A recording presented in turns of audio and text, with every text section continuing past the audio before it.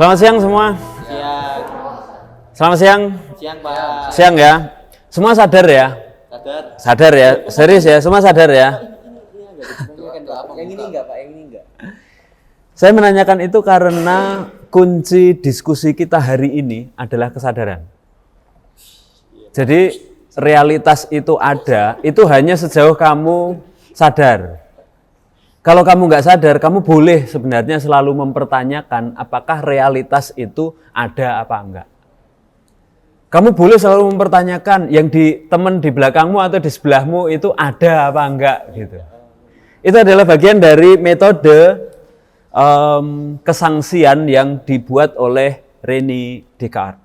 Nah, teman-teman, hari ini saya akan mengajak kalian, kalau minggu lalu begitu ya, bersama dengan Pak Kristo kan teman-teman sudah mendiskusikan tentang realitas itu terkait dengan adanya eksistensi Tuhan gitu kan. Hari ini kita masuk, dan nanti yang berikut-berikutnya gitu ya, kita akan semakin sedikit berbicara tentang Tuhan. Tapi itu menandai satu era tersendiri sebenarnya dari perjalanan sejarah filsafat dan sebenarnya perjalanan pemahaman saintifik kita atau perjalanan apa yang sekarang kita sebut sebagai hal-hal yang ilmiah. Yang ilmiah itu yang kayak gimana sih? Sains mungkin, Pak. Sains ya, oke. Sains itu kayak gimana sih? Alam, Pak. Alam ya. Alam yang mana?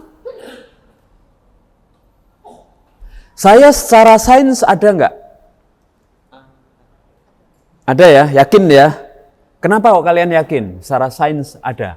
Ada bentuk, Pak. Ada bentuk, ada apanya? Kita sudah nggak ngomong lagi forma, lalu materia, begitu. Kenapa? Sains itu nanti soal bisa diverifikasi secara indrawi apa enggak. Bisa disentuh apa enggak ini badannya ini. Kalau nggak bisa disentuh, kita boleh ragu-ragu ya, Pak Simon itu benar-benar ada atau sebenarnya ini hanya hoax aja yang datang di sini gitu. Nah, ini masa peralihan teman-teman. Dari yang sebelumnya pengetahuan itu selalu mengandaikan agama ngomong apa, di sini enggak.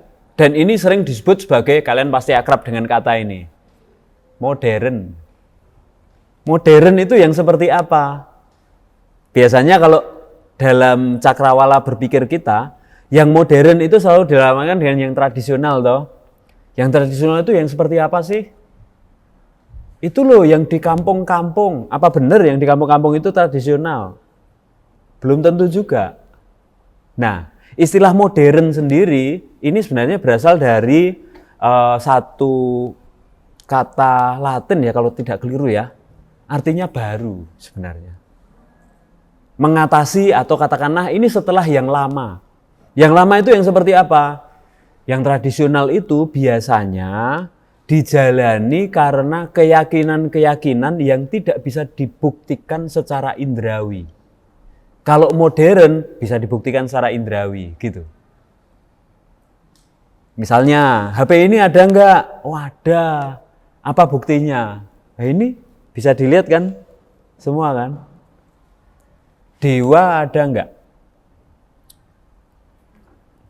Yakin. Kita kebingungan untuk menyebut ada apa enggak. Kalau enggak saya enggak bisa membuktikan. Kalau ada saya juga enggak bisa membuktikan. Nah kayak gitu. Maka disebut kalau diyakini, oh oke, ini masyarakat masih percaya sama dewa-dewi. Oh oke, ini masih tradisional belum modern. Kayak gitu. Masih percaya banget sama mitos. Nanti kalau kamu makan di depan pintu, kamu akan disambar petir. Nah, kayak gitu misalnya. Apa itu? Oh ada ceritanya. Dulu orang makan di depan pintu itu kayak gini, kayak gini, kayak gini. Misalnya kayak gitu, ya kan? Bisa dibuktikan secara indrawi enggak? Verifikasi. Tapi kita bisa mengatakan itu hoax apa enggak? Banyak orang percaya loh bahwa itu benar loh. Nah, kayak gitu. Nah, kita menyebut oh itu enggak modern. Ini teman-teman, tokoh yang kita diskusikan hari ini mulai model penyelidikan kalau kita bicara tentang realitas itu hal-hal tertentu yang secara indrawi atau katakanlah dalam pikiran itu data-data persepsinya itu bisa ditangkap. Persepsi itu yang bisa diraba, bisa dilihat, bisa didengar, bisa dibau begitu ya. Itu bisa ada datanya dalam pikiran kita, maka itu boleh kita sebut sebagai benar. Tapi kenapa kok bisa sampai kayak gitu? Saya mulai dari gambar-gambar dan nanti akan saya pengennya itu banyak menjelaskan gambar aja. Teman-teman bisa melihat ini ya, ini saya kasih judul yang agak gimana gitulah ya, supaya kita agak tercekat sedikit gitulah ya. Ini maksudnya apa sih gitu? Aku berpikir maka realitas itu ada dengan model gambar. Ini model yang kayak gini teman-teman pernah lihat? Ini adalah sketsa dari gambar di Kapel Sistina di Italia, Roma, yang bercerita tentang kisah penciptaan. Ini adalah tangannya Tuhan, yang ini adalah tangannya Adam. Tangannya Tuhan dan tangannya Adam dalam kisah penciptaan. Penciptaan ini digambarkan kayak gini. Adam itu diciptakan kayak gimana? Gini loh. Nul gitu. Jadilah Adam, kayak gitu. Nangkep ya? Nah, kenapa saya munculkan ini di sini? Karena realitas dalam konteks yang ini kemudian realitas itu kan terkait dengan ini ada apa enggak ada, diciptakan atau ada begitu saja, soal-soal kayak gitu kan. Maka saya munculkan gambar ini. Nah, ini adalah sketsa atau lukisan-lukisan tentang bagaimana masa modern itu sebagai sebuah masa itu terjadi. Ini adalah fotonya atau gambarnya Martin Luther, bukan Martin Luther King ya. Ini Martin Luther. Lalu ini gambarnya Vatikan, Basilika Santo Petrus. Ini adalah gambar ketika Martin Luther ini memaku surat protes kepada Paus waktu itu karena pada waktu itu ada proses penggalangan dana besar untuk pembangunan Basilika. Begitu. Ini protesnya itu kurang lebih dilukis semacam ini. Dipaku di depan pintu gereja Wittenberg di Jerman sana. Nah, moderna itu dari kata Latin, artinya baru ya. Masa modern ini pokoknya para pemikir itu pokoknya melihat bahwa masyarakat sekarang sudah berpikir dengan cara baru. Cara barunya itu kayak gimana? Nanti kita akan lihat. Pertama ini ya. Saya menyebut di sini bahwa Paus dan kekristenan itu pada masa abad pertengahan itu sangat berkuasa. Salah satu contohnya teman-teman boleh search ya di banyak sumber itu dalam kalau kita bicara sejarah gereja, baik sejarah gereja, waktu itu sejarah gereja Kristen belum muncul. Yang ada gereja di bawah Paus. Nah, saat gereja ada di bawah kekuasaan Paus itu kekristenan, belum ada Protestan dan Katolik ya, tapi pokoknya kekristenan menguasai seluruh wilayah Eropa. Jadi kalau kamu orang Eropa, kamu lahir itu sudah seolah-olah, aku orang Kristen kayak gitu.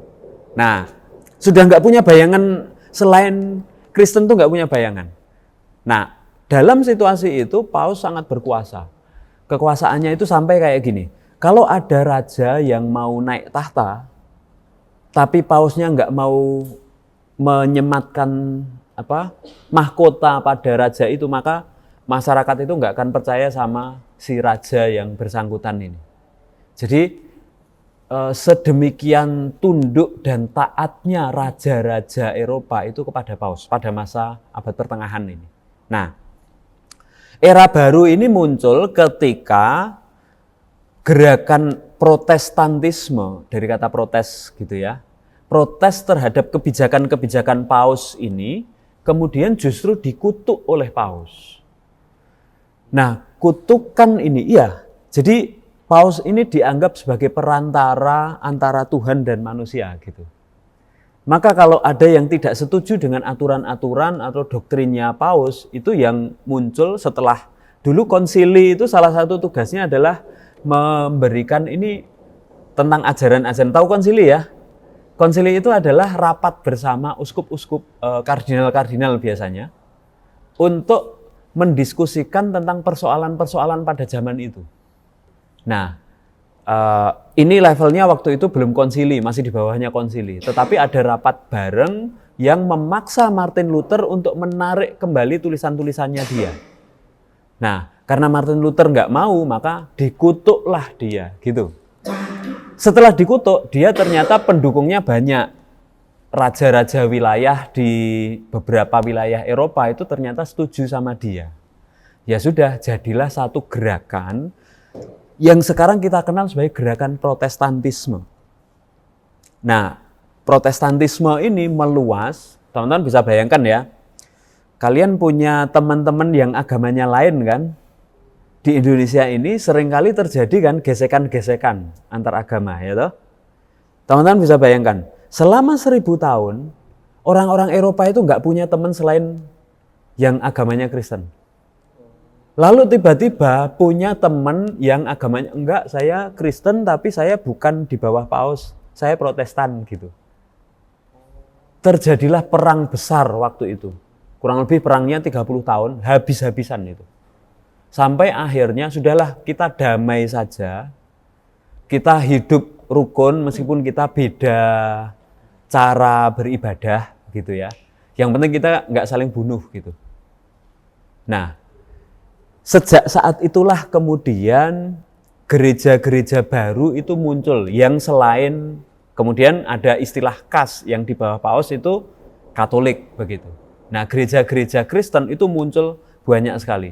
Itu adalah cikal bakal gereja-gereja yang sekarang kalau teman-teman ketemu selain yang Katolik itu juga ada banyak sekali gereja kan. Nah, itu adalah proses yang terjadi jauh setelah Martin Luther ini. Gitu. Sejak saat ini juga teman-teman, kitab suci Kristen itu diterjemahkan dari bahasa Latin ke bahasa-bahasa lokal. Terjemahan pertama itu dulu diterjemahkan dalam bahasa Jerman. Itu salah satu yang bikin Martin Luther semakin dibenci oleh otoritas gereja yang sekarang kita kenal sebagai gereja Katolik di bawah Paus itu. Nah, ini situasi awalnya ya, teman-teman. Ini latar belakang situasinya. Latar belakang lain adalah ini. Ada rasa optimis yang luar biasa. Kenapa? Ini loh, lihat ini adalah gambar bagaimana orang-orang itu semakin berani berlayar di kejauhan cakrawala. Teman-teman pernah main ke pantai kan? Di pantai itu kan tahu ya, ada di pojokan cakrawala itu yang kita hanya melihat garis laut. Ya kan? Nah, dulu itu keyakinannya sebenarnya kurang lebih gini. Bumi itu seperti piring gini. Ini adalah pojokan-pojokan laut itu. Jangan lewat sana. Kalau kamu berlayar jauh dari pantai lalu lewat sana, kamu akan mengalami kejatuhan yang tidak terhingga gitu. Dulu keyakinannya kayak gitu. Nah, itu yang membuat misalnya kayak Kopernikus, kemudian Galileo Galilei itu kan dihukum kan oleh otoritas kerajaan dan otoritas gereja waktu itu, mendapat hukuman mereka. Kenapa? Karena penelitian-penelitian seperti itu dinilai ini nggak sesuai dengan doktrin yang berlaku pada waktu itu. Nah, tetapi memang di kemudian hari itu gereja di bawah Paus, ada banyak Paus yang kemudian mengalami debat-debat seperti itu sampai akhirnya kemudian bahwa bumi itu bulat itu diterima. Bahwa bumi itu mengitari matahari itu diterima. Dan itu dimulai dari apa? Ide tentang masa modern ini sebenarnya. Ini adalah salah satu gambar ya. Penemuan-penemuan ini mulai dari apa? Mulai dari penemuan kompas. Nggak usah khawatir, kita lewat di kejatuhan nggak berhingga nggak apa-apa. Toh ada kompas gitu. Nggak usah khawatir, bumi itu nggak datar. Tapi bumi itu bulat. Maka kita nggak usah khawatir nanti jatuh. Nah, kayak gitu. itu membuat para petualang ini kemudian berani berkeliling dunia gitu. Yang kedua, penemuan Amerika dan perkembangan di Amerika itu membuat orang-orang merasa sangat yakin bahwa oh ya, kita bisa hidup hidup di luar otoritas doktrin itu nggak apa-apa ternyata. Di Kutuk itu sebenarnya, oh ya oke, kita masih bisa hidup berdampingan, ya, kurang lebih kayak gitu. Lalu kita harus percaya diri nih pada perkembangan pikiran kita sendiri gitu. Kita belum ngomong soal ilmu pengetahuan. Ilmu pengetahuan itu baru jadi semacam kalau kayak sekarang itu sains gitu ya. Itu baru 1900-an sebenarnya. Ini sekitar abad 15-16 itu di masa-masa awal belum sampai pada pemetaan yang kayak gitu. Lalu ini adalah, wah ini nggak terlalu kelihatan. Ini adalah sketsa dari mesin uap, teman-teman. Mesin uap itu kayak gimana? Ada yang tahu mesin uap?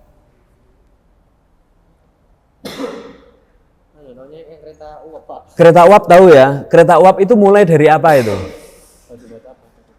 Batu bara ya kan? Dibakar sedemikian rupa, jadi panas. Panasnya ini mendorong angin. Anginnya itu cukup powerful untuk menggerakkan sesuatu, gitu kan? Lalu dibuat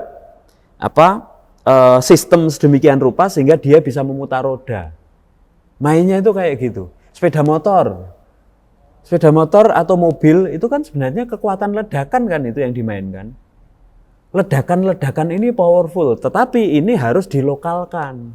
Lalu dibentuk, disambung ada pistonnya dan lain sebagainya sehingga dia bisa menggerakkan roda. Awalnya kayak gitu. Mulai dari situ lalu orang yakin, sudahlah, nggak usah khawatir. Kita mampu kok membawa kemajuan. Kita mampu kok jadi sejahtera kayak gitu. Ini yang saya sebut di sini optimisme orang-orang modern. Ini adalah contoh lain. Ini adalah gambar dari proses penemuan mesin cetak. Teman-teman bisa bayangkan ya. Kitab suci itu dulu ditulis tangan. Satu-satu gitu. Ada orang-orang yang memang tugasnya itu menyalin buku, itu ada. Kayak gitu. Nah, setelah penemuan mesin cetak ini, tulisan-tulisan, macam-macam tulisan gitu ya, itu bisa menyebar dalam waktu sangat singkat. Martin Luther ini, tulisan-tulisannya itu kurang lebih dalam waktu 3 bulan itu sudah menyebar ke penjuru wilayah Jerman. Dan karena tulisan-tulisannya ditulis dalam bahasa Jerman, maka orang-orang Jerman itu bisa membaca dengan nyaman. Lalu tahu informasi-informasi sehingga mereka tergerak untuk mendukung Martin Luther. Kayak gitu. Ini adalah proses bagaimana situasi pada masa itu.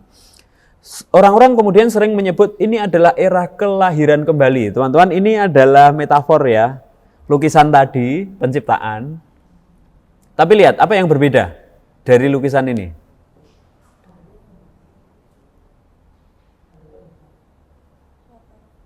Apa? Latarnya ya. Apanya? Latarnya. Ya, itu salah satu. Yang lain apa? Yang mencolok? Orangnya ini berkulit hitam. Ya, Tuhannya juga Tuhan yang berkulit hitam, gitu. Saya ingin menunjukkan ini seperti metafor tentang kelahiran kembali. Jadi orang merasa kita hidup di zaman baru, kita harus punya pikiran-pikiran yang baru juga. Begitu. Nah, pikiran yang baru itu yang seperti apa? Kalau sebelum-sebelumnya misalnya kalian kepengen hujan karena sudah lama banget Surabaya nggak hujan misalnya gitu ya. Apa yang harus dilakukan? Kita harus rajin berdoa kepada dewa-dewi, kepada santo-santa, orang-orang yang Katolik misalnya gitu ya. Kita harus berdoa kepada Tuhan supaya Tuhan membuka kerannya sehingga kita mengalami hujan misalnya gitu ya. Boleh nggak kita pakai sains? Nah kayak gitu. Boleh nggak kita rekayasa sedemikian rupa supaya terjadi hujan? Nah, itu bisa terjadi ketika kita bikin penelitian-penelitian tentang objek-objek yang ada di alam semesta ini. Maka yuk kita jelajahi alam semesta ini. Semangatnya kayak gitu. Jadi bukan kalau sebelum-sebelumnya, yuk kita jelajahi kitab suci, ya kan? Yang kemarin kan? Yuk kita jelajahi Santo Santa ini dia bikin tulisan apa, kayak gitu kan? Sekarang enggak, yuk kita jelajahi alam semesta ini, hukum-hukum aturannya seperti apa. Hasilnya kayak gimana? Salah satunya mesin uap itu. Pernah merebus air ya? Air itu ketika sudah direbus, kalau kalian beri tutup, tutupnya gerak-gerak sendiri kan? Nah, jadi pertanyaannya nanti akan kayak gini, bisa nggak tutupnya ini dibuat sistem sedemikian rupa, sehingga dia pada saat tertentu, kalau dibuat alatnya gitu ya, sedemikian rupa dia bergerak sesuai dengan keinginan kita untuk menggerakkan barang-barang yang lain. Nah, kayak gitu. Cara mainnya kayak gitu. Nangkep ya soal ini ya. Ini adalah soal situasi pada masa tokoh kita ini muncul. Nah, pemikiran yang berbeda ini nanti akan menghasilkan penyelidikan-penyelidikan tentang realitas yang juga berbeda. Teman-teman, saya mengambil gambar yang ada gambarnya kayak gini. Ada yang tahu ini? Kalau kalian pernah belajar matematika pasti pernah diajari ini kalau sudah sampai SMA. Diagram Cartesius dari kata Descartes. Nama latinnya itu memang Cartesius. Begitu. Ini penemunya sebenarnya. Dia adalah ahli matematika. Jangan membayangkan ahli matematika itu seperti sekarang, wah dia dapat Nobel atau apa, enggak. Menemukan diagram itu sudah sumbangan yang luar biasa bagi ilmu pada waktu itu. Gitu. Ini ya. Nah, dia ahli matematika, ahli logika, tapi juga seorang filsuf yang kegelisahannya dia itu sebenarnya bagaimana kita jadi tahu tentang suatu hal gitu. Ini kurang lebih kegelisahannya dia. Bagaimana sih mencapai kebenaran itu? Kenapa dia kok galau dengan soal mencapai kebenaran itu? Kurang lebih ini, teman-teman. Kalau pada masa abad pertengahan itu, oke lah, kita nggak usah bertanya-tanya tentang teks-teks suci itu seperti apa. Terus bagaimana mencapai kebenaran? Nah, kayak gitu, itu kegelisahannya. Lalu, dia sadar juga bahwa hal-hal di luar diri kita itu bisa menipu. Misalnya, kalian tahu Fata Morgana? Misalnya orang yang ada di padang gurun atau biasanya orang yang siang-siang, kalau kalian siang-siang lagi jalan entah naik motor atau naik mobil, lihat di aspal lurus gitu ya, itu kayak ada air kan di kejauhan sana gitu kan. Nah, itu Fata Morgana kayak gitu. Nah, Descartes itu menunjukkan bahwa loh, realitas itu bisa menipu kita loh. Soal warna misalnya. Warna-warna suatu hal itu bisa menipu kita. Pertanyaannya, lah terus apa yang harus kita percaya kalau kayak gitu? Nah, itu yang mendorong Descartes untuk masuk dalam ini ya. Dia nanti akan menyebut ini sebagai problem yang terkait dengan metode kesangsiannya dia. Bagi dia, pertanyaan pentingnya adalah bagaimana mencapai pengetahuan yang benar. Ini metode kesangsiannya dia. Ya orang yang ragu-ragu, skeptis, nggak yakin kayak gitu itulah. Jadi kalau kalian itu ragu-ragu dengan segala sesuatu, barangkali kalian itu ada pengaruh-pengaruhnya ini gitu ya. Metode kesangsian. Untuk memahami realitas, Descartes menggunakan metode ini. Satu, dia punya keyakinan bahwa indera itu bisa menipu atau pencerapan-pencerapan indrawi itu bisa menipu. Apa yang saya lihat data-datanya gitu ya, apa yang saya raba itu data-datanya itu bisa jadi sangat tidak tepat.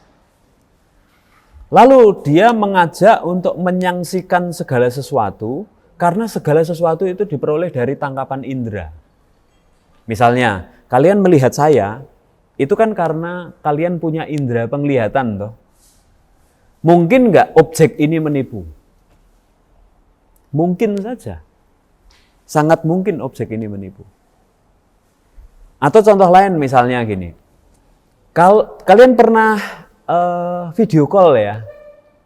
Pernah nggak tanya sama temenmu, kamu real apa enggak sih gitu? Yang kalian lakukan kan sebenarnya kamu ngomong-ngomong sama HP kan? Kita nggak pernah mempertanyakan karena kita hidup di zaman yang sudah sangat akrab dengan ini. Tapi pada masa awal-awal orang misalnya bisa bicara lewat telepon misalnya gitu ya, keraguan-keraguan semacam itu mungkin. Itu yang kurang lebih juga dimunculkan dalam diskusi pemikiran gitu ya oleh Descartes. Data-data indrawi itu bisa menipu. Dalam seluruh kesangsian bagi Descartes ada satu hal yang tidak boleh disangsikan. Apa itu? Aku yang sedang menyangsikan. Kalian boleh ragu siapa saya? Atau saya ini ada apa enggak? Pak Krisma itu ada apa enggak? Karena jangan-jangan dia itu sebenarnya hanya ini hologram gitu ya, yang dibuat oleh teknologi sedemikian rupa, tapi dia sebenarnya enggak real. Kalau enggak percaya harus diverifikasi secara indrawi gitu. Teman-temanmu bisa jadi juga kayak gitu. Ini jangan-jangan hanya bayangan-bayangan persepsi pikiran kalian aja. Seperti kalau kalian pernah nonton The Matrix itu kan isinya hanya data-data persepsi aja kan itu kan. Nah, jangan-jangan realitas itu kayak gitu loh. Ini bener meja apa bukan sih? Kalau nggak percaya coba kita jedotkan kepala kita misalnya gitu kan. Mesti kayak gitu. Itu yang nanti didorong untuk ayo dibuktikan secara indrawi itu ini benar-benar real atau sebenarnya ini tipuan-tipuan saja. Nah, ada satu yang tidak bisa disangsikan eksistensinya adalah si aku ini. Si aku ini. Kenapa? Kalau si aku ini disangsikan, nanti terjadi kontradiksi secara logis. Saya tahu bahwa di depan saya ini ada banyak murid-murid gitu ya. Tapi saya juga nggak yakin bahwa saya ini ada. Nggak bisa kan itu kan. Dan nanti bagaimana realitas itu mau dipastikan keberadaannya kalau yang mencoba untuk mengetahui realitas saja diragukan eksistensinya. Nah, itu metode kesangsiannya Descartes. Maka dari sana dia kemudian menggariskan aku berpikir maka aku ada. Nah, ini jangan dibayangkan sangat jelimet gitu ya. Saya mikir dulu maka saya jadi ada gitu. Enggak. Maka tadi saya bertanya, kalian sadar toh? Sadar itu artinya menggunakan pikiran. Kamu sadar, maka kamu ada. Kamu sadar, maka realitas yang lain mungkin ada. Kalau kamu nggak ada, kamu tidur, realitas yang lain belum tentu ada. Atau bisa jadi, ya realitasnya ada. Descartes nanti akan menunjukkan, realitas itu ada. Tapi belum tentu ada bagimu. Karena tidak kamu sadari. Kayak gitu. Nah, ini menandai apa teman-teman? Saya mengajak untuk melihat ini. Melihat gambar ini. Ini menandai soal betapa pentingnya ketika kita melihat realitas itu harus dipisahkan. Ada subjek manusia ini dan ada objek. Maka nanti harus clear yang objektif lah. Yang objektif itulah yang benar. Yang subjektif belum tentu benar. Kayak gitu nantinya. Cikal bakalnya itu di sini. Ini ya. Nah, cogito itu kemudian si ego cogito ini dilihat sebagai dasar dari seluruh realitas. Jadi, oke, realitas ada nggak sih? Ini ada buku apa nggak sih? Ada laptop apa nggak sih? Ada penjaga perpus apa nggak sih? Misalnya gitu ya. Kalau kalian tidur, kalian nggak bisa jawab. Kalau kalian tidur, nggak real bagi kalian. Tapi kalau kalian sadar, oh iya, saya bisa cerita, di sini ada buku, di sini ada laptop, di sini ada meja, di sini ada teman-teman, kayak gitu. Nah, dari situlah penyelidikan-penyelidikan tentang realitas kemudian harus melibatkan juga peranan atau peran pentingnya si subjek ini.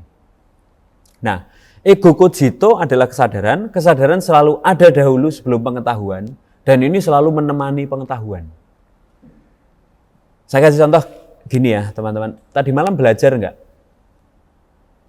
Berarti enggak tidur ya kan? Kenapa? Belajar kok. Gitu.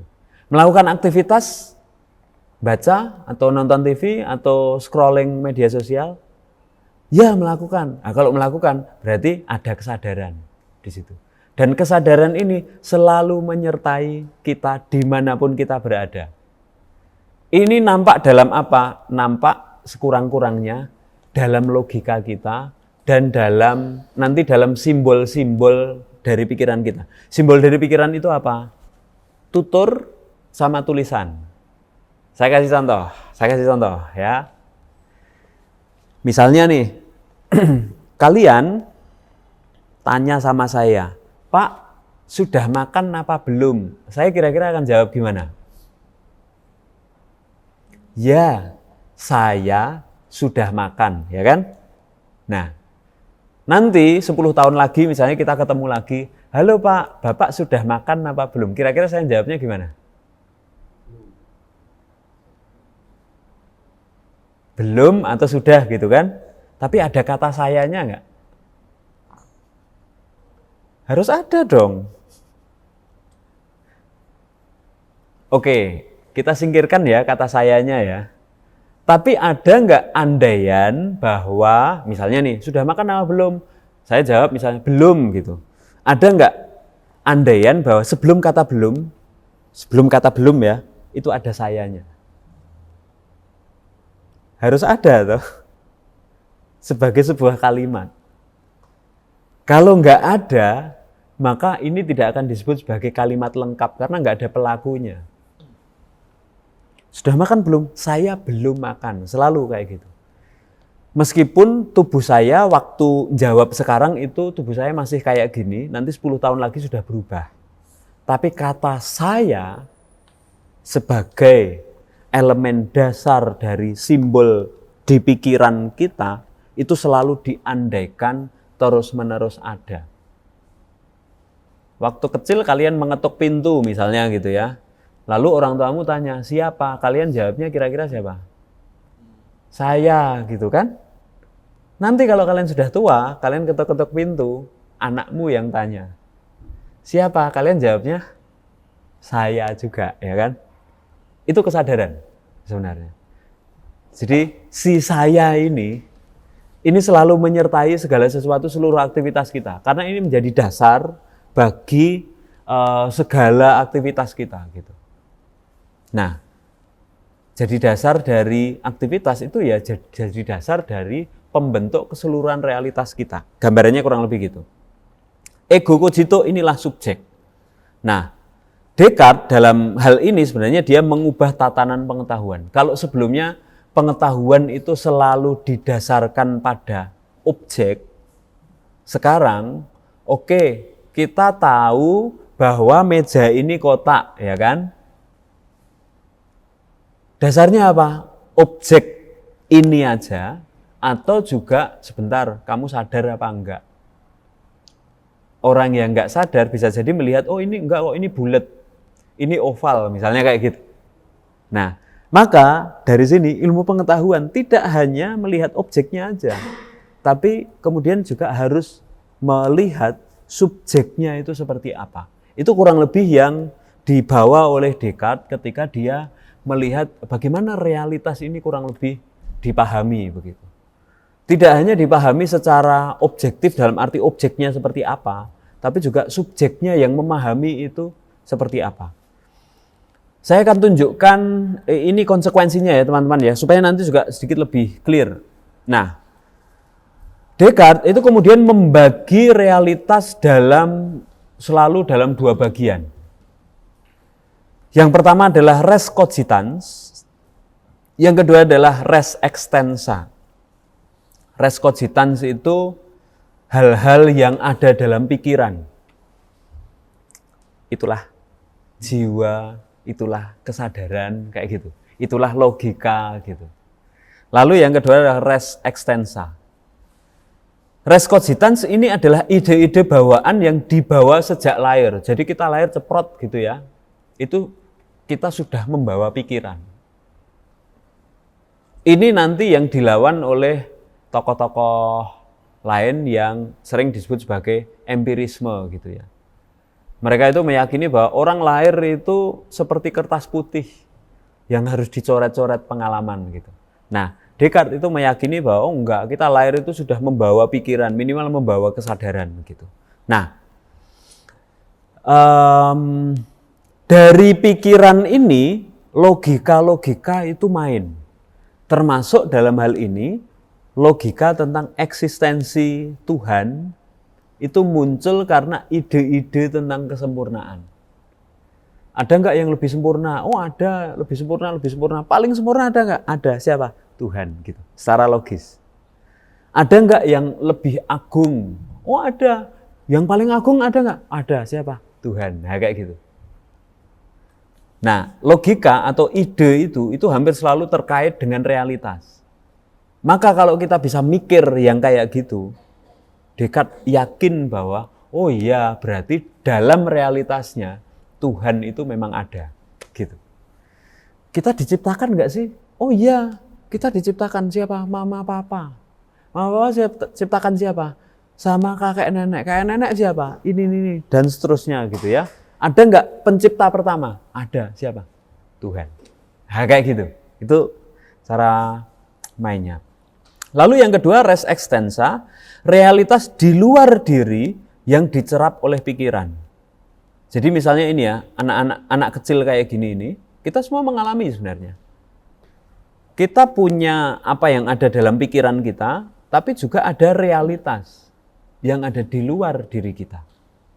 Ini res extensa, keluasan dari pikiran. Kalau dalam pikiran ini nggak ada apa-apanya, kopong gitu ya, kita juga nggak bisa memahami realitas.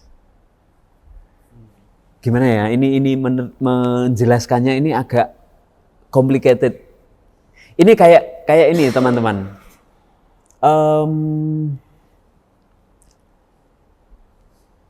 Teman-teman paham ini era apa ya? Mungkin kita lihat ya. Ini rumit apa enggak? Kalian paham era reformasi enggak? Indonesia. Reformasi itu yang mana ya? Gitu ya. Ya, runtuhnya Soeharto kemudian hingga zaman sekarang ini. Bisa nggak kita memahami reformasi kalau tidak ada atau kita tidak tahu sama sekali bahwa Indonesia sudah merdeka? Nah, kayak gitu. Andainya kayak gitu, teman-teman. Nah, ini gambarannya itu kurang lebih kayak gitu. Ini menjadi dasar untuk nanti memahami macam-macam yang lain gitu. Nah, res extensa itu juga bisa terpahami hanya ketika kita sadar ada res cogitansnya. Dan res cogitans itu berjalan secara dalam tanda petik normal gitu. Kalau res cogitansnya itu tidur terus, res extensa itu nggak akan terpahami. Kayak gitu gambarannya.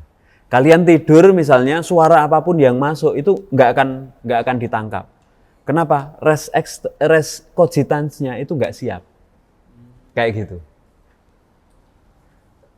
Ini ya, ini gambarannya.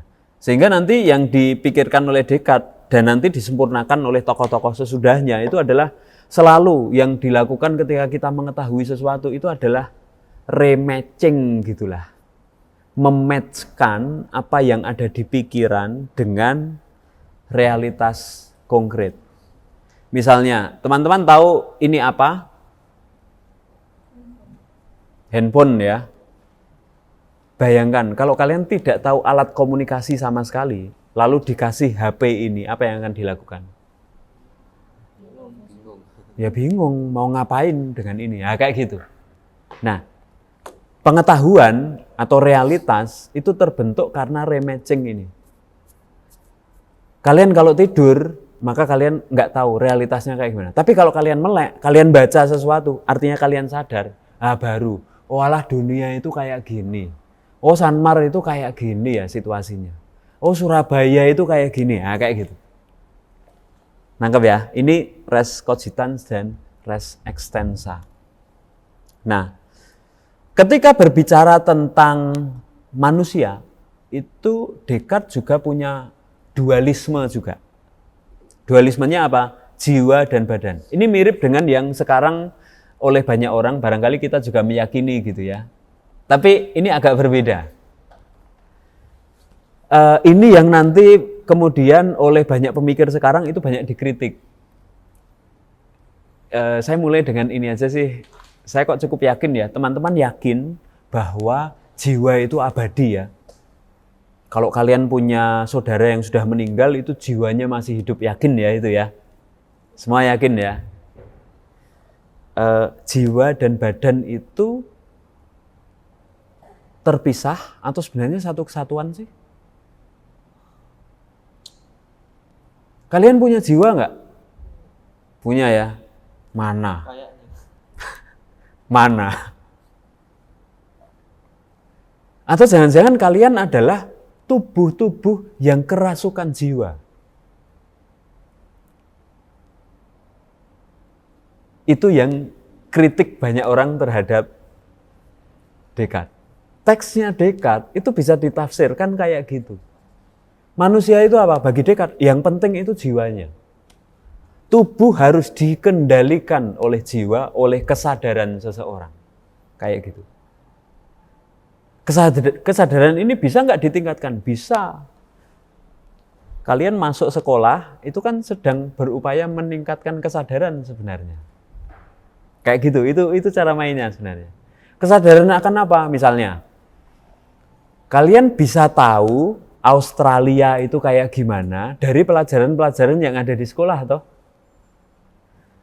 Kalian bisa tahu bahwa rumus-rumus atau teori-teori kimia, fisika itu seperti apa dan bisa bikin percobaan untuk membuktikan itu karena sekolah toh.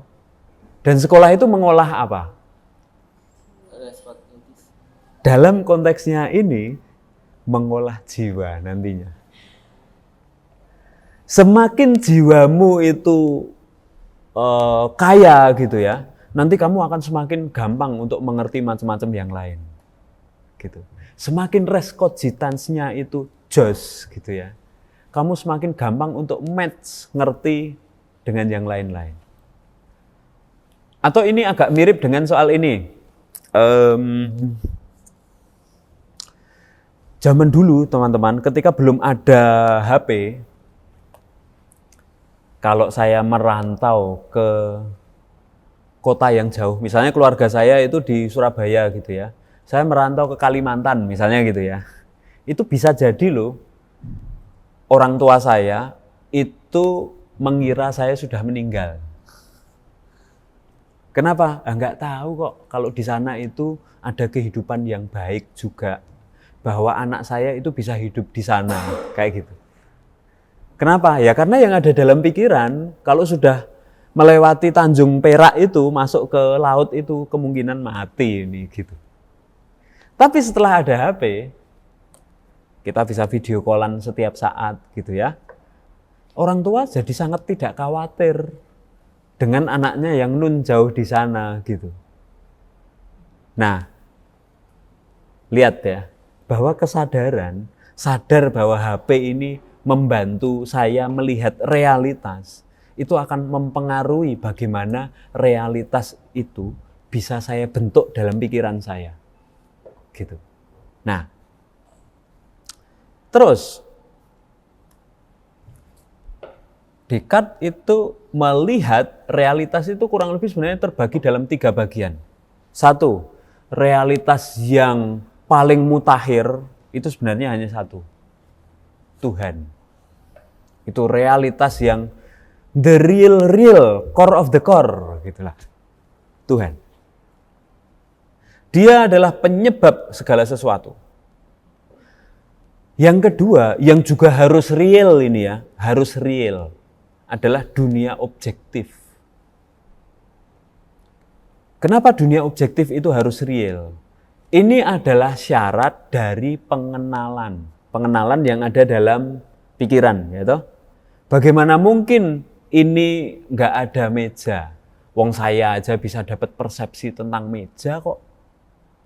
Bagaimana mungkin teman-teman ini nggak real, hanya virtual, bohong-bohongan aja. Wong saya aja bisa melihat kalian kok.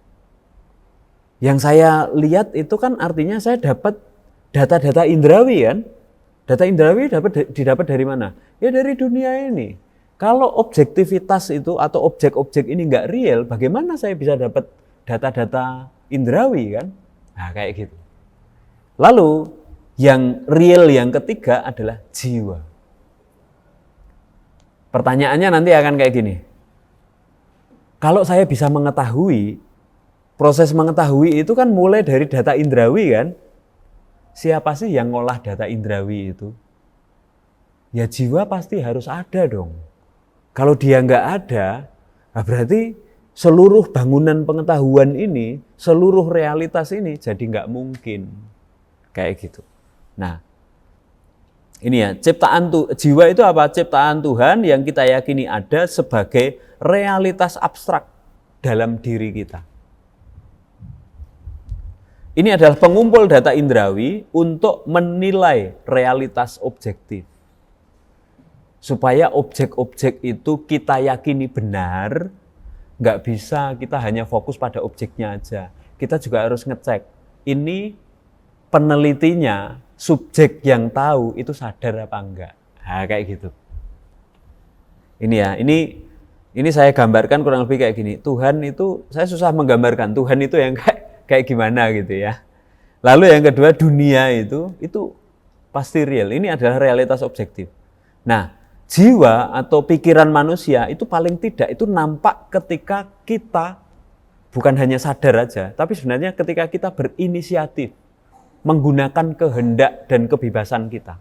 Itu kelihatan, baru kelihatan bahwa oh ya, kamu sadar ya, kamu memutuskan sesuatu ya, kayak gitu. Nah, ini slide terakhir saya menunjukkan pada teman-teman apa sumbangannya Descartes dan catatan-catatan kritisnya itu seperti apa. Descartes ini sering disebut sebagai bapak filsafat modern, gitu ya. Dia salah satu yang paling tua. Ya dulu ada banyak tokoh sih, misalnya di Agora ini pernah didiskusikan juga tentang tokoh bernama Machiavelli, misalnya kayak gitu. Itu adalah orang-orang awal juga yang jadi pemikir pada masa ini. Kalau Machiavelli fokus di politik, kalau yang ini fokus di soal-soal ilmu pengetahuan, tetapi nanti akan sangat terkait dengan bagaimana manusia itu dilihat. Nah, kelihatan kan bahwa manusia itu jiwa dan badan yang saling berkesatuan, nah kayak gitu. Nah, sumbangan pertama yang saya catat di sini adalah Descartes itu mendorong penelitian filosofis itu berorientasi pada kesadaran individu. Sebelumnya hanya fokus pada objek. Kalau sekarang, yuk fokus juga pada kesadaran individu. Kalau kesadarannya diperluas, pengetahuannya dia dan realitas yang dia tangkap itu juga akan semakin luas, kayak gitu. Nah, lalu pembedaan subjek-objek. Untuk mengetahui sesuatu tidak bisa kita hanya memperluas atau menambah jumlah objek aja. Tapi harus dikuatkan juga subjeknya itu seperti apa. Lalu dari sini ditunjukkan betapa pentingnya sudut pandang. Meskipun ini nanti akan dieksplorasi oleh satu aliran tersendiri gitu ya. Sudut pandang itu penting. Sudut pandang itu sudut pandang siapa? Ini sudut pandang subjek gitulah. Ini efeknya apa sih kira-kira? Teman-teman, efeknya apa ini? Ini warnanya apa? Yang ini wes. Yang mana, Pak? Yang tengah ini. Oh, sorry. Nah, ini warnanya apa? Hitam. Hitam ya. Mantap nggak tuh? Iya. Secara keseluruhan ini hitam ya. Yakin ya hitam ya? Objektif nggak kalau kalian mengatakan, oh itu warnanya hitam? Bisa dilihat Pak. Objektif ya kan? Tapi silahkan juga dibuktikan gitu kan. Tanda bahwa ini objektif adalah verifikasi indrawi. Ya toh? Verifikasi. Kalau nggak percaya buktikan sendiri itu hitam apa enggak gitu. Nah, teman-teman lihat ini. Kebenaran realitas tidak lagi didasarkan pada doktrin toh. Tapi didasarkan pada pencerapan lalu kita sepakat ini hitam. Yang bersepakat siapa? Subjek yang berpikir. Cogito, realitas itu ada. Gambarannya kurang lebih nanti kayak gitu. Nah, sains itu nanti kayak gini cara mainnya. Mungkin nggak teori-teori yang kalian pelajari sekarang itu keliru? Mungkin kan? Bagaimana proses pengkeliruan teori itu? Dibuktikan toh? Dibuktikan lalu ketemu anomali, lalu muncul teori baru kayak gitu kan? Nah, pembuktian itu lewat apa? Selalu verifikasi indrawi. Verifikasinya dilakukan subjek terhadap objek. Selalu seperti itu. Gitu. Bukan dengan cara kalau nggak percaya, ayo kita baca kitab yang kita anggap suci ini. Nah, kayak gitu. Atau yuk kita lihat doktrin-doktrin agama kita ini apa. Nah, kayak gitu. Nggak kayak gitu toh. Nah itu teman-teman. Lalu yang kedua, ini memberi inspirasi pada pengembangan ilmu-ilmu kejiwaan. Yang paling kelihatan misalnya, ilmu psikologi. Ilmu tentang jiwa kan itu. Nah, pembedaan bahwa jiwa itu ada dan bisa diolah sedemikian rupa, itu nanti akan menginspirasi misalnya kalau kamu stres, itu apa sih yang harus diperbaiki? Jiwanya kan. Nah, kayak gitu. Nah, pembedaan ini membuat atau memberi inspirasi bagi pemikir-pemikir berikutnya untuk melakukan pembedaan-pembedaan yang serupa. Meskipun tokoh ini nanti atau keyakinannya tentang ini, tentang pengetahuan tentang kejiwaan ini nanti ada banyak kritiknya juga. Salah satunya yang saya munculkan itu ini misalnya. Semakin hari ditemukan bahwa diri atau kesadaran ternyata tidak sepenuhnya bebas, tapi bisa dikondisikan. Prasangka itu bisa loh disuntikkan dalam kepala kita. Bisa. Misalnya prasangka terhadap agama lain atau ras lain, itu gampang banget loh itu disuntikkan dalam pikiran kita. Disuntikkan dalam apa? Dalam jiwa kita, disuntik gitu. Enggak kan? Tapi dalam jiwa kita. Nah, itu juga nampak dalam ilmu-ilmu psikologi, terutama psikologi sosial misalnya. Kenapa? Itu adalah hasil dari eksplorasi terhadap jiwa. Dan nanti kalau pikiran itu sudah dikondisikan, nanti realitas menurut orang ini nanti akan terbentuk. Jadi setiap kali kalian melihat ini kok rasnya beda dari aku ya, pasti dia benci sama aku. Nah, misalnya kayak gitu. Itu kan nanti sangat berpengaruh pada realitas objektif yang setiap kali kita cerap dalam hidup kita sehari-hari gitu kan. Dan nanti mempengaruhi perilaku-perilaku kita. Kayak gitu. Catatan lain adalah, ini salah satu yang kemudian jadi bahan diskusi banyak orang. Jiwa itu ada enggak sih? Atau jangan-jangan ini hanya ilusi kita saja? Atau jangan-jangan ini hanya mitos saja yang kita yakini ada kok itu. Tapi kalau ditanya bisa menunjukkan apa enggak? Ya gimana? Ya gimana ya kayak gitu. Baik, kurang lebih seperti itu teman-teman. Ini adalah gambaran kalau kita bicara tentang realitas, tapi selalu dimulai. Aku sadar dulu. Dan realitas itu didasari oleh kesadaran. Ada diskusi, silahkan. Komentar, tanggapan, atau dalam beberapa hal saya mungkin perlu pengulangan, silahkan.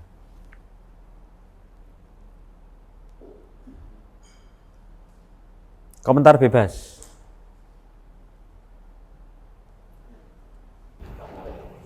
Nah kenapa ya Pak? Semakin metafisika ini kok malah mengarah ke pikiran-pikiran saya dulu ya Pak. Dulu saya juga pernah mikir, kok bisa ya saya duduk di kursi, tapi kalau semisal saya nggak tahu apa itu duduk, kursi kira-kira ada nggak kayak gitu. Soalnya saya tiba-tiba kepikiran.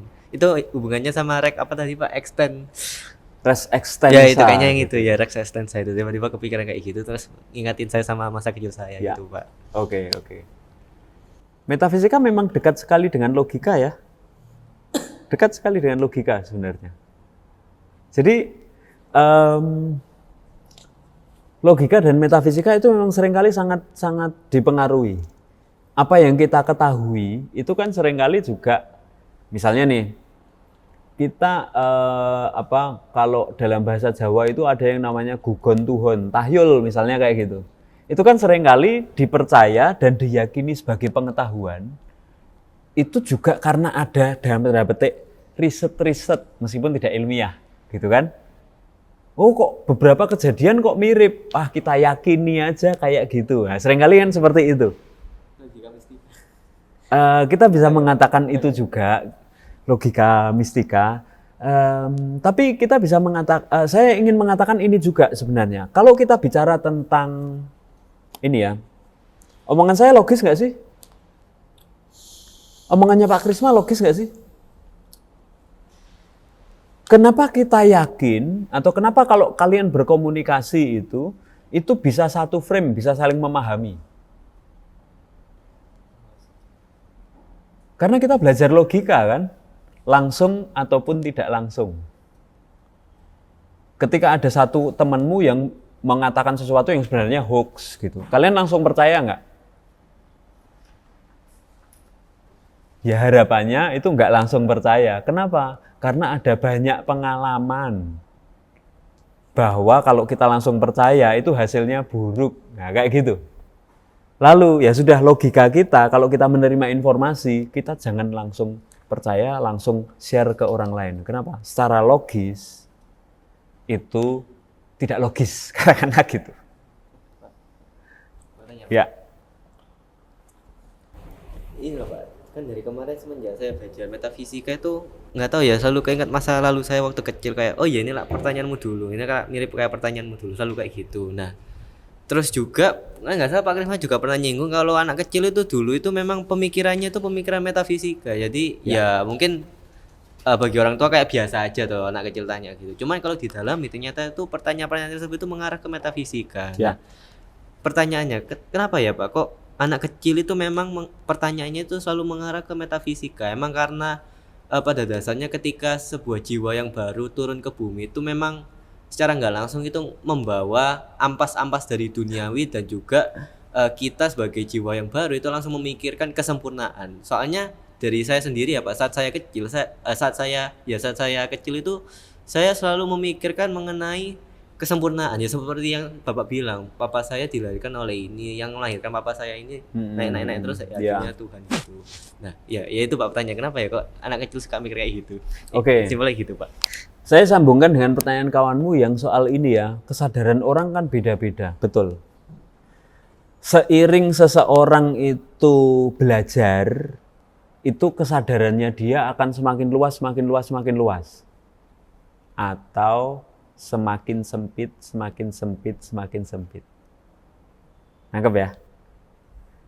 Kenapa kok bisa semakin luas? Ketika diajak untuk menyadari banyak hal di sekitar kita, semakin luas. Tapi bisa nggak belajar satu hal itu saja, tapi terus-menerus, hanya itu terus, yang lain-lain dianggap nggak penting? Bisa kan? Itu yang saya bilang, semakin sempit, semakin sempit, semakin sempit. Nah, saya ingin mengatakan gini, sekolah itu gunanya untuk apa sih? Menstandarkan jiwa enggak? Supaya kesadaran kita itu ya kurang lebih serupa lah, standar lah gitu. Tapi oleh tokoh lain setelah Descartes ya, oleh Rousseau itu disebut Jean-Jacques Rousseau yang menteorikan general will itu loh.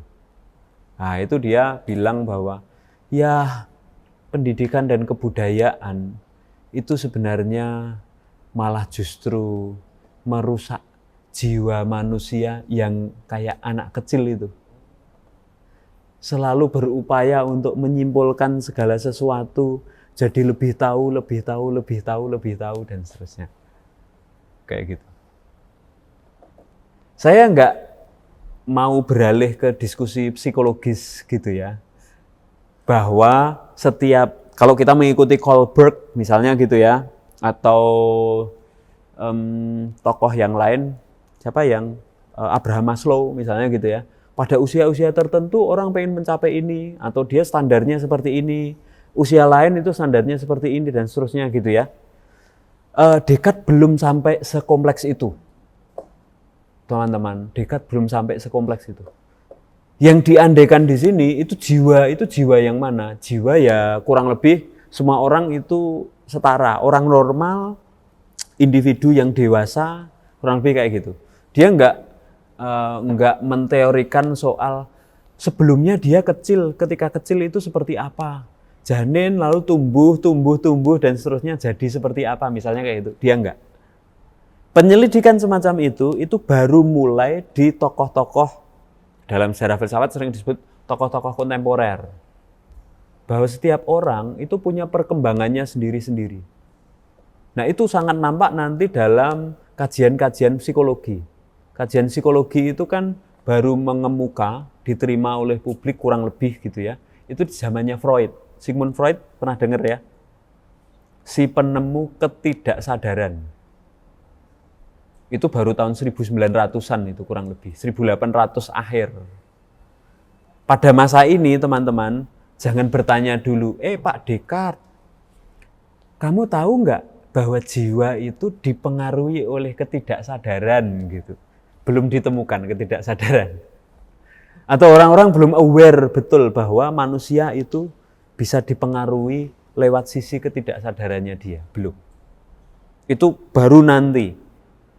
Nah, teman-teman belajar yang ini ya, ini memang pendekatan yang kita gunakan itu berdasarkan tahun-tahun. Sekarang ini sudah sedemikian kompleks. Kita sudah melalui Freud ya kan, yang ada ketidaksadarannya. Bahkan Freud pun sudah diperbarui oleh banyak sekali tokoh. Gitu. Sigmund Freud. Sigmund Freud itu bapak psikologi modern. Gitu. Kurang lebih itu. Tapi penyelidikan tentang si aku ini, tentang kesadaran itu mulai muncul di eranya René Descartes ini. Gitu.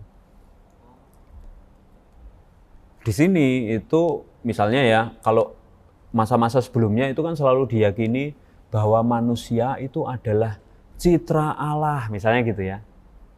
Ya sebagai seorang Kristen, saya cukup yakin bahwa Descartes itu barangkali meyakini itu gitu ya. Tetapi dia tidak mengajak untuk ayo percaya begitu saja, jangan. Citra Allah itu yang seperti apa? Dia tunjukkan. Citra Allah itu kurang lebih gitu ya. Jiwa manusia itu tergabung atau punya koneksi dengan jiwa abadi yang sejati. Siapa itu? Tuhan. Nah gitu. Gitu ya. Kurang lebih ya. Silakan komentar lain. Ayo.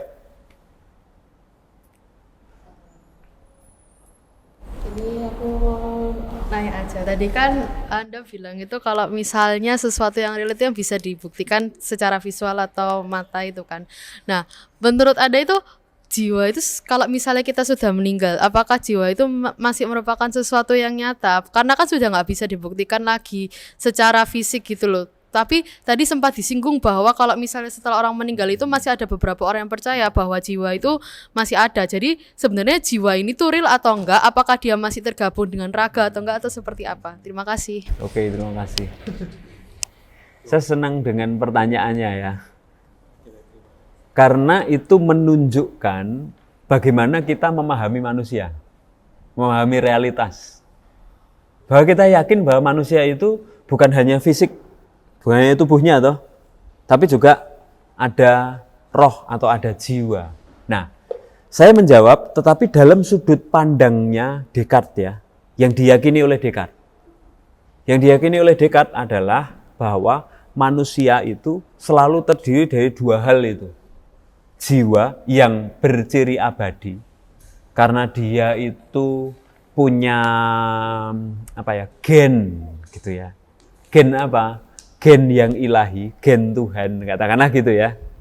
Gen itu juga istilah baru kan sebenarnya. Tapi pada masa ini pokoknya jiwa itu ada ikatan khusus ini dengan yang pencipta sejati ini gitu. Nah, maka dia abadi. Maka dia abadi. Sementara tubuh itu adalah realitas lain. Dualisme. Realitas lain. Maka kritik terhadap Descartes adalah, loh, kalau kayak gitu berarti kita semua ini adalah tubuh yang kerasukan jiwa-jiwa. Kayak gitu. Itu andaiannya kalau mengikuti logikanya Descartes. Tapi jangan bayangkan ide tentang jiwanya Descartes itu sama persis dengan ide tentang jiwa atau rohnya masyarakat religius loh ya. Jangan bayangkan yang kayak gitu. Nanti terjemahan di tokoh-tokoh berikutnya kalau dia bicara tentang ego ini bukan spirit, bukan. Tapi mind, pikiran. Jadi ini bukan roh, tapi ini pikiran. Pikiran itu punya koneksi, tetapi punya koneksi dengan Tuhan, tetapi bagi Descartes ini juga real dalam diri kita, kayak gitu. Abadi nggak? Abadi. Kenapa abadi? Karena dia nempel, punya ikatan khusus dengan Tuhan yang ilahi dan abadi juga. Kurang lebih gitu ya, itu gambarannya. Tapi saya tetap berharap teman-teman bisa memilah zaman Descartes dengan zaman sekarang, keyakinan kita itu beda. Kita ini mayoritas dipengaruhi oleh alam pikir masyarakat kita yang religius, meskipun kita belajar tentang hal-hal yang non-religius. Gitu. Gambarannya Descartes itu cenderung yang non-religius ini. Kurang lebih itu. Ya. Pak, saya mau berkomentar mengenai jiwa. Bisa tidak jika saya katakan bahwa jiwa itu seperti space and place? Ya, ini terinspirasi dari Habib Jafar.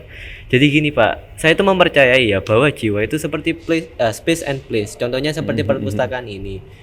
Perpustakaan secara tempat ada rak, ada buku dan lain-lain. Cuman secara space belum tentu ini perpustakaan. Ya, semisal mungkin ini perpustakaan lengkap berbagai buku tapi nggak ada siapa-siapa. Berarti perpustakaan dikatakan jiwanya nggak ada. Atau contoh lain, semisal Bapak meninggal, kemudian saya menggunakan PowerPoint Bapak untuk mengajarkan metafisika. Artinya saya anak-anak saya ataupun saya bisa merasakan jiwa Bapak di dalam PowerPoint-nya Bapak. Nah, kira-kira jiwa bisa nggak dikatakan sebagai seperti itu? Oke, saya mengomentari tanggapanmu ya. Yang kamu munculkan itu adalah model hilimorfisme. Hilimorfisme yang minggu lalu kalian pelajari itu loh. Oh, iya kan? Ini bentuknya kayak gini, ya kan? Itu materianya. Formanya apa? Forma itu dari kita yang memberikan formanya. Ini ada buku, ada meja, ada macam-macam. Oke, itu materianya, ya toh? Formanya apa? Perpustakaan, gitu.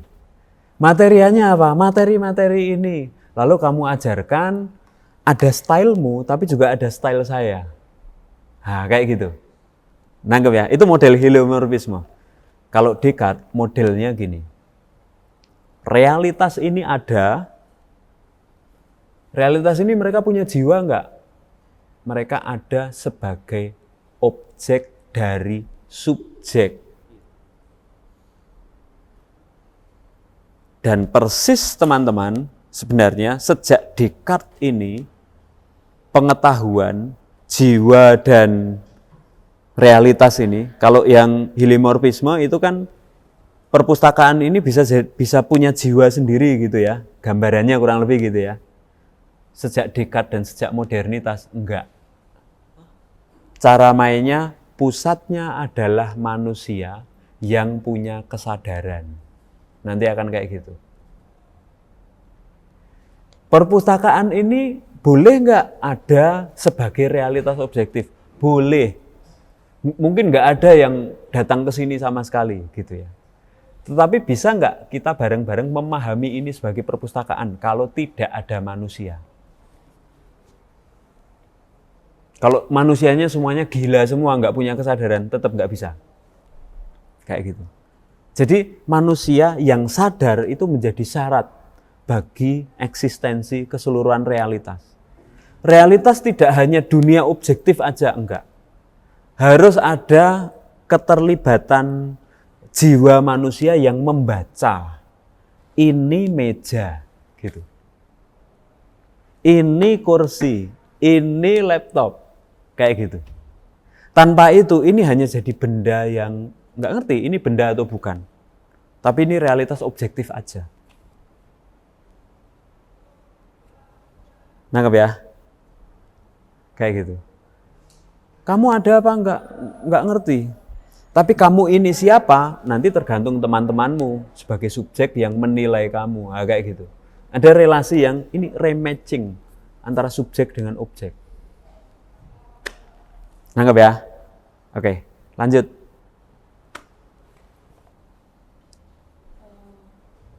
Tadi tuh kan sempet bahas yang sama kayak tadi yang di res extensa, itu kan nyebutin bahwa gambaran tentang realitas di luar dirinya itu berarti hal-hal yang ada di luar dirinya pasti benar-benar ada. Terus lalu gimana apabila gambaran realitas yang didapatkan oleh subjek itu bukanlah hal yang benar, namun dianggap benar karena hal yang ada di luar dirinya pasti benar-benar ada.